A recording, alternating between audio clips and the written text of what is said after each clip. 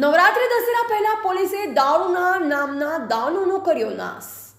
બનાસકાંઠા જિલ્લાના સિહોરી વિસ્તાર, થરા વિસ્તાર અને ભીલડી વિસ્તાર આમ ત્રણેય પોલીસ સ્ટેશનોના વિસ્તારોમાંથી ₹1,21,00,000 કરતાં વધુનો જપ્ત કરાયેલ દારૂનો કરાયો નાશ। સૌથી મોટા દારૂના જથ્થાનો નાશ કરાતા સમયે પોલીસ અને એસડીએમ સબ ડિવિઝનલ મેજિસ્ટ્રેટ સહિતના અધિકારીઓ ઘટના સ્થળે હાજર રહી દારૂનો કર્યો નાશ। સિહોરી પોલીસ સ્ટેશન વિસ્તારના હદમાં નદી વિસ્તારમાં ડીવાયએસપી CL સોલંકીની હાજરીમાં જ મોટા પાયે દારૂના જથ્થાનો કરાયો નાશ।